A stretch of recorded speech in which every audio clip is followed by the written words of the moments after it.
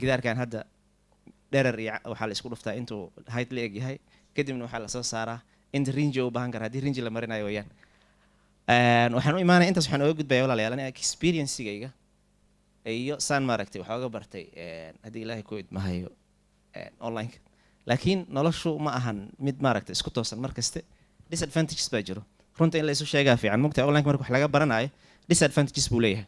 disadvantageska waxaa ka mid ah lack of face to face interaction, yani adiga qofkaad wax ka baranayso toos maaragtay iskagama hor imaanaysaan mana toosna wax uma weydiin karaysid. marka taas ciladaha uu leeyahay oo ardayga ay tahay inuu maskaxda ku hayo marka online wax ka baranayo weeyaan waxbarashada online-ka. waxaa jira sidoo kale limited feedback, macalinka kuma siin karo feedback toos ah kama helaysid oo maaragtay waxaa laga yaabaa assignmentski quizzeski waxaad xalinaysaba inay computer oo ku hagaayo marka feedback uu yar yahay. waxaa kaleeto jiro waxay u baahan tahay sidoo Cabdixakiin sheegayay wax ku riixaya adiga oo xiiso gaar ah ku leh oo aad baranayso. ani hadda xisaabtaasayta waxaan fariisan jiray muddo 12 saacadood marmarka qaar yani duhurka intaan fariistay waxa laga yaabaa saqda habeenkii inaan ka kici jiray intaan computer dul fariistay si aan xisaabta soo barto waxa ay riixay. marka waa inuu ardayga tijaabiyo waxyaabo badan si uu helo wax asaga riixayo xiiso gaar ah uu leeyahay. waxaa jira sidoo kale technical issues, waxa laga yaabaa marka qaar internetkiiba inuu maaragtay aad weydo, marka qaar waxa laga yaabaa computerka inuu ka ciladoobo adoo maaragtay wixii rabo maaragtay. marka disadvantageska ka mid ah waxyaabaha ciladaha uu leeyahay waxbarashada online-ka. waxaa jira sidoo kale limited access to resources, markii aad macallin toos wax uga baranayso wax walbaad weydiin kartaa, haddaad software ahaan lahayd hadday materialka wax ku baran lahayd ahaan lahayd waxyaabo badan baad weydiin kartaa. laakiin taas ma jirto online-ka, wax gaar ah lagu siinaya waxaa lagu leeyahay adiga isdabarinta kale. waxaa jira distractions, dhalinyarada waa og yihiin mobilka hadduu ku ag yaallo oo maaragtay notification uu soo dhaco inaad fiirisaad rabtaa adoo maaragtay lecture kusii jeeday marka macalinkaa celinayo mobil kaa qaadayana ma jiro. so distractionkan aad buu u badan yahay. marka qaar waxaa laga yaabaa shaashadii aad wax ka baranaysay inuu iclaan kasoo garab baxo oo maaragtay qurux badan oo aad ku mashquusho, taas ciladaha uu leeyahay ka mid tahay. waxaa jira sidoo kale lack of accountability, adaa xisaabiyo isku ah adiga ama maaragtay wixii iska dayn karo ama dhalinyaro badan intay bilaabaan bay iska daayaan sababtoo lack of motivation baa jiro, waxaana jira lack of accountability. so qofka hadduusan naftiisa dadka xisaabiya ahayn waxa weeyaan waxbarashada online ku adkaanaysa. waxyaabahan oo dhan waan sheegi doonaa sida looga gudbaayo wax yar kadib. waxaa jira oo kusoo gabagabeynayaa waxay u baahan tahay time management skills badan, yani qofka dhalinyarada ardayga ah inuu maaragtay hadduusan waqtigiisa manage garan karin waxaa waxbarashada online-ka ciladaha ay leedahay ayay ka mid noqonaysaa. waxaan u amaadaynaa hadda waxyaabaha ay ku fiican tahay disadvantageska ay leedahay waxbarashada online-ka. waxaa ka mid ah flexibility, goobtaad doonto goortaad doonto ayaad wax ku baran karaysa.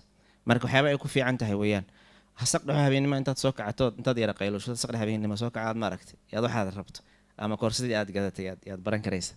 waxaa sidoo kale jira accessibility, yani meeshaad doonto ayaad maaragtay wax ka baran doontaa, sidaad doonto ayaadna u baran karaysa. waxaad ku salayn kartaa sidoo kale waxbarashada online-ka adi baahidaada, yani dhalinyaro badan baa ila soo xiriirto online-ka maadaama wax kusoo gudbiyo waxay dhahaan waxaan baran lahayn ma naqaano maxaan baranaa.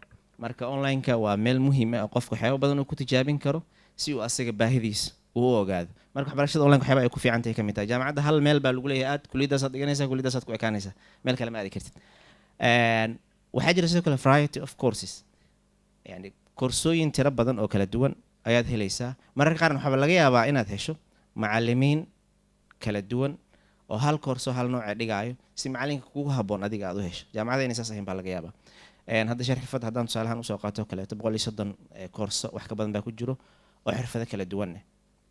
marka intaasoo dhan waxaa weeyaan waa qofka wuxuu xiiseynayo ayuu maaragtay ka baran karaya.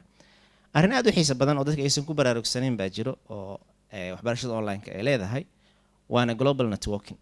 yani waxay kuu abuureysaa asxaab ka baxsan adiga xayndaabkaaga. markaad arday jaamacadeed tahay ama aad iskuul dhiganayso xayndaab gooni ah ayaad ku jirtaa. markii aad laakiin waxbarashada online-ka ee gasho waxaa weeyaan xayndaabka caalamiga aad galaysaa, dad meelo kala duwan joogo ayaa maaragtay macallinkuu noqonayo, kuwo kale waxaa laga yaabaa oo arday oo asxaabood wax isla baranaysaa inaad aragto, sidaasna ay kugu abuuranta connection. berritooda lagaba yaabo inaad maaragtay shaqo ku hesho, wayba naba dhacdayba annaga hadda ardaydeena qaar ka mid ah ayaa maaragtay inala shaqeeyo. waxaa jira sidoo kaleeto dhalinyarada inta badan waxyaabaha ay u baahan yihiin aysan ku baraarugsanayn waxaa ka mid ah in skillska computerka asaasiga ay si fiican isaga dhisaan. haddii ahaan lahayd report yar oo computerka lagu diyaariyo iyo haddii ahaan lahayd excelka oo maaragta sida doctor professorka hadda uu sheegaya lagu diyaariyo report yar. marka markii aad wax ka baranayso online-ka si indirect ah ama aan toos ahayn ayaa computer skillskaaga iyo kor ugu kacayaan. sababtoo ah computer wax ku baranaysa jaamacad iyo maaragta macallin iyo waxa kuma sharxayo warqada laguma siinayo ama buug laguma siinayo. so waxay ka mid tahay advantageska uu leeyahay haddii ilaahay ku idmahayo waxbarashada online-ka.